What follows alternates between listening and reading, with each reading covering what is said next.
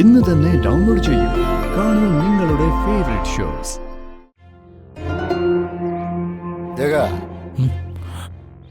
നിങ്ങളിത് എങ്ങോട്ടാ? ഞങ്ങള് വന്ദനയുടെ വീട് വരുന്ന പോയിട്ട് വരാം. അവിടെ എന്താ വിശേഷം? മോനെ, നീ അതൊന്നും കാര്യമാക്കണ്ട. വാ, ഞാൻ രണ്ടാൾക്കും എന്തെങ്കിലും കഴിക്കാൻ എടുക്കാം. ഒന്നും വേണ്ടമേ.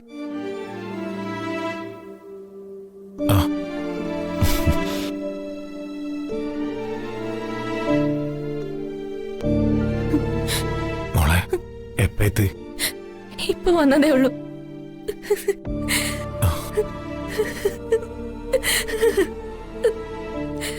കരയല്ലേ മോളെ,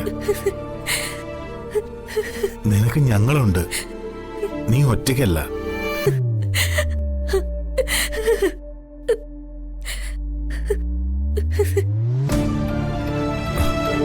മുത്തശ്ശി അകത്തുണ്ട്, വാ. വേണ്ട, ആ അവസ്ഥയില് മുത്തശ്ശി കാണാൻ എനിക്കാവില്ല. അത്രമാത്രം ഞാൻ മുത്തശ്ശി സ്നേഹിച്ചിട്ടുണ്ട്.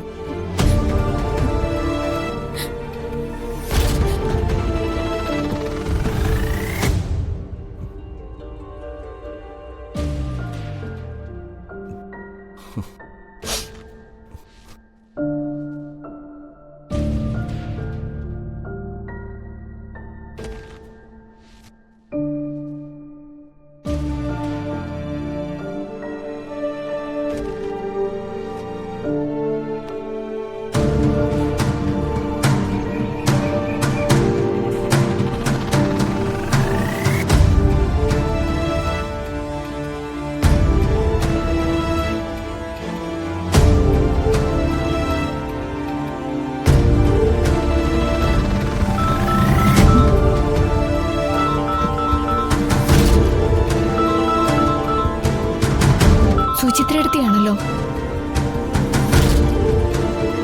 ഹലോ സുചിത്രടുത്തി, ഗുഡ് മോർണിംഗ്. Good morning. വന്ദനെ, വർഷയും വിക്രവും ഇവിടെ ഉണ്ട്. ഇന്നലെ രാത്രി വന്നു.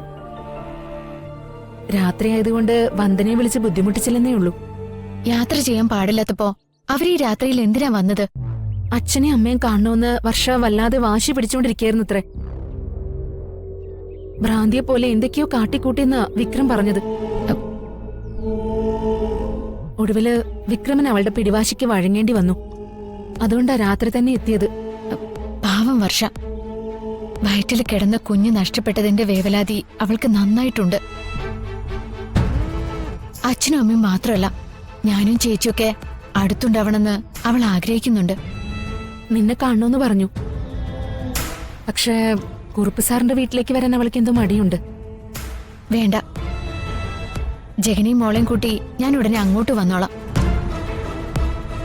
ദേമോളെ കാണുമ്പോ വർഷയ്ക്കൊരാശ്വാസാവും. അത് ശരിയാ. രാവിലത്തെ ഒരു ജോലിയും നടന്നില്ല. വിക്രമൊക്കെ ഉള്ളതല്ലേ. ഞാൻ പോയി കാപ്പി ഉണ്ടാക്കട്ടെ. രാവിലെ തന്നെ വരാൻ നോക്കണേ. വെക്കട്ടെ. ശരി.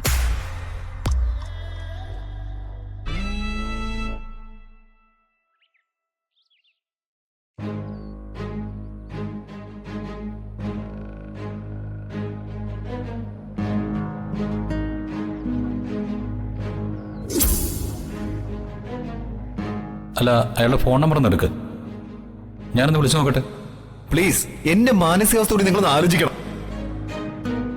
നിങ്ങളിപ്പോ വന്ന വർഷ കാണാനോ അതോ നിരഞ്ജനുമായിട്ട് ചെങ്ങാത്തം കൂടാനോ?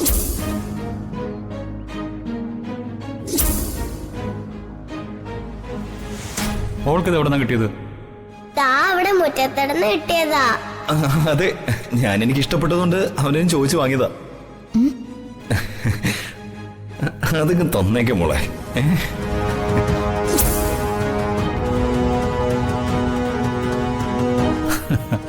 സൂപ്പർ കഥ അങ്കിൾ.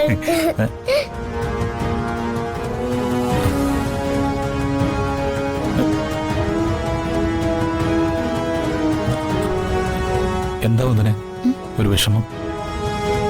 ഇപ്പോ സുചിത്രടുത്ത് വിളിച്ചിരുന്നു. വിക്രമും വർഷയും ഇന്നലെ വീട്ടിൽ വന്നു.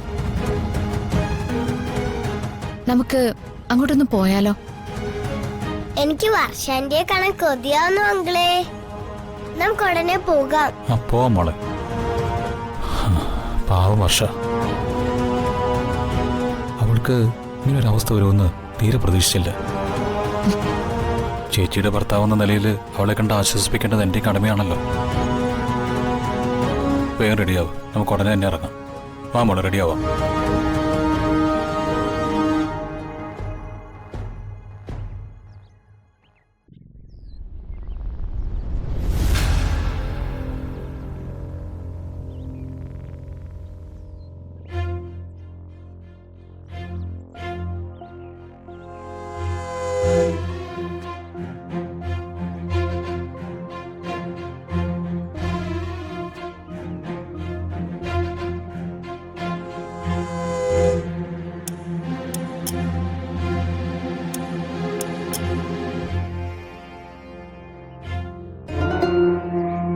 ജഗ, നിങ്ങളിതെങ്ങോട്ടാ? ഞങ്ങള് വന്ദനയുടെ വീട് വരെ ഒന്ന് പോയിട്ട് വരാം. അവിടെ എന്താ വിശേഷം? ആ, അവിടെ അച്ഛാ, എനിക്കൊരു അർജന്റ് കോൾ ഉണ്ട്, നിങ്ങൾ ചെല്ലേ. വാ, വാ, വാ.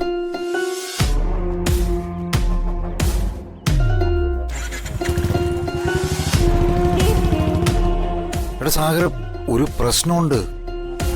അവള് എന്നെ വിളിപ്പിച്ചു, ACP രാജീവിന്റെ അപകട സ്ഥലത്തിനടുത്തുള്ള ഏതൊരു CCTVയിൽ എന്റെ കാറ് പോലൊരു കാറ് കണ്ടുവന്നു. അന്നേരം മഴയായതുകൊണ്ട് അവിടുത്തെ CCTV വിഷ്വൽസ് ഒന്നും ക്ലിയർ അല്ല.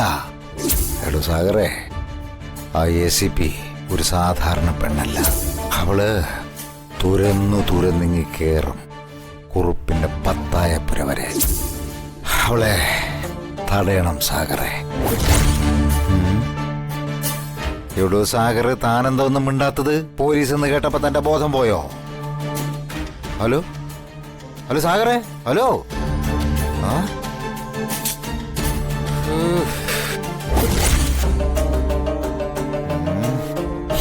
Switch off.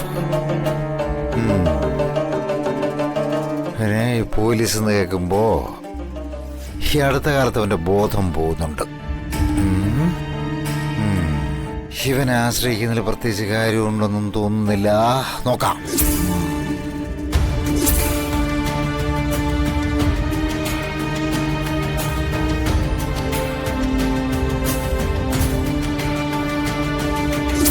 പെൺകുഞ്ഞാണെങ്കിൽ അവൾക്കിടാൻ നല്ലൊരു പേര് ഞാൻ കണ്ടുവച്ചിട്ടുണ്ട്.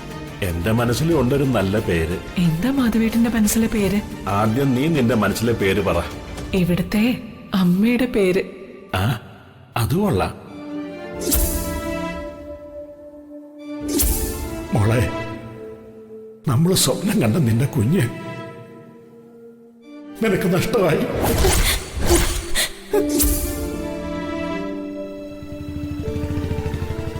മാനത്തെ കൊട്ടാ